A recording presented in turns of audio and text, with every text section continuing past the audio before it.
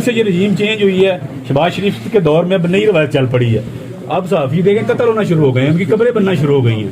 ارشد شریف ہمارے سامنے زندہ مثال، ابھی اس کی قبر کی مٹی خشک نہیں ہوئی، یہ دوسری قبر تیار کرنے کی تیاری میں ہے. تو میں یہ میاں صاحب کو یہ بالکل ان کو دستبستہ گزارش کروں گا کہ بنائیں میرے لیے قبر، لیکن وہ قبر جو ہے وہ اس کا ٹھیکہ ملک ریاض کو دیں جو بیریا ٹاؤن والے ہیں. بڑی قبر بنائیں. ایک قبر میں نے نہیں جانا، میں نے سارے جتنے بھی سرکش صحافی ہیں اس ملک میں جو آزادی اظہار کے لیے کام کر رہے ہیں، جو اس ملک میں فریڈم آف ایکسپریشن کی بات کرتے ہیں، جو جمہوریت کی، جو آئین کی، جو رول آف لا کی بات کرتے ہیں، جو سرکش صحافی ہیں، میں چاہوں گا کہ وہ قبر اتنی بڑی بنے، ایک ہی دفعہ سارے صحافی اس میں دھر دیے جائیں، تاکہ اس ملک سے کرٹیسزم کرنا، اس ملک پہ اداروں کے حوالے سے سٹوریاں کرنا وہ بند ہو جائے. ساروں کی سردردی اشرافیہ کی جو ہے اس ملک کی وہ ختم ہو جائے، پھر آرام سے یہ اپنا جو ہے نا وہ رہیں. ان 2 دنوں میں ایف آئی اے نے آپ کو کس طرح رکھا ہے؟ یہ کہنا تھا کہ لیپ ٹاپ کا جو پاسورڈ ہے وہ ہمیں چاہیے ہر صورت میں. نہیں، لیپ ٹاپ کا ان کو پتا ہے ایف آئی اے کو. میں ایف آئی اے میرا دوسرا گھر ہے، دوسری طرح سے میرا اتنا وقت جو ہے وہ اپنے گھر میں نہیں گزرتا جتنا ایف آئی اے کے آفس میں گزرتا ہے.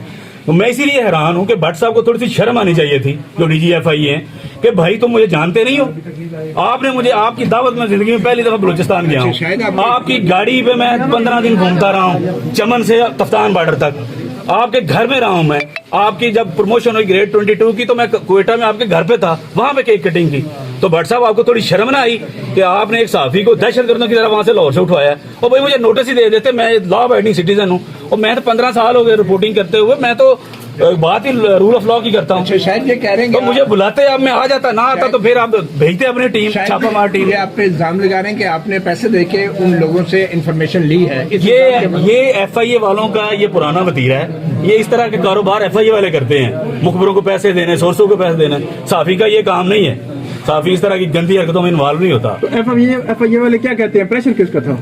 یہ ایف آئی اے والے سے پوچھیں، آپ کے پاس ہے، ان کے پوچھیں کون پریشرائز کر رہا ہے ان کو، کس نے کان کی پٹی. نہیں، مینٹل ٹارچر ضرور کر رہے ہیں کہ میں کنفیس کروں. بھائی میں کیوں کنفیس کروں؟ میں نے کسی کا کوئی کنفیشن کے لیے دباؤ ہے؟ پاسورڈ کا کیا ہوا؟ کنفیشن کے لیے دباؤ ڈال رہے ہیں؟ جی پاسورڈ بالکل میں نے نہیں دیا، لیکن مجھے پتا ہے ایف آئی اے کی کیپیسٹی. کنفیشن کے لیے دباؤ ڈال رہے ہیں؟ اتنے سالوں سے کر رہا ہوں، کب توڑ سکتے ہیں تو پہ توڑ. کنفیشن کے لیے دباؤ ڈال رہے ہیں؟ کنفیشن کے لیے دباؤ ڈال رہے ہیں؟ بالکل بالکل. کیا کہتے ہیں وہ؟ بار بار یہی بات کر رہے ہیں کہ جی آپ دیں اس کا، آپ بیان دیں کہ آپ نے یہ ڈیٹا دیا ہے. بھائی میں نے ڈیٹا نہیں دیا، میں نے کیسے میں مانوں اس چیز کو؟ اور میں نے ڈیٹا دیا ہوتا تو آج تک ہر چیز اسی طرح کڑی دکھائیں. دیکھیں جی دیکھیں، یہ سون زیور پہنایا ایف آئی اے نے، اور یہ وہ ایف آئی اے ہے کہ جس میں میری فیملی سے زیادہ وقت جو ہے اس ایف آئی اے میں گزرتا ہے. اور یہ اس کا آپ دیکھ لیں آپ کی صلہ اس ملک میں. ویسے ہی میں کہتا ہوں کہ جو مری ہوئی، جو نئی مردہ حالت میں پارلیمنٹ ہے نا، اس کو کرنا کیا چاہیے؟ وہاں پہ جو کچھ بے ضمیر اور کچھ باضمیر چاند ایک ہیں، ان کو پتہ کرنا کیا چاہیے؟ ان کو لا بنا دینا چاہیے کہ اس ملک میں صحافت تا حکم ثانی بند ہے، اس ملک میں صحافت نہیں ہو سکتی. اچھا، پارلیمنٹ کی بھی معلومات چھپی تھی، تو یہ جو اب معلومات ہے اس میں فرق کیا ہے؟ یہ ایف آئی اے والے کو پوچھیں، یہ ایف آئی اے والے کو پوچھیں کہ آپ ان کو کیا فرق نظر آیا؟ فائز عیسیٰ کیس میں سیم کیس ہے. جسٹس قاضی فائز عیسیٰ صاحب کے کیس میں دیکھیں، مجھے ایک اور اس پہ ڈیفینیٹلی بات یہ کرنی ہے کہ ہم صحافی جو ہیں ایک ایک کر کے قبروں میں جا رہے ہیں. وہ بھائی ایک بڑی قبر بناؤ، ملک ریاض کو ٹھیکہ دو اس کا، میاں صاحب کو چاہیے کیونکہ پرانے تلے کے میاں صاحب کے ان کے ساتھ.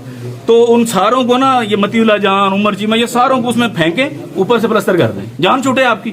پھر نہ آپ کی کوئی ٹیکس کی بات کرے گا، نہ آپ کی کوئی کرپشن پہ کو لکھے گا، نہ رول آف لا. کوئی ایکشن نہیں ہوا آپ کے خلاف، کیوں ہوا؟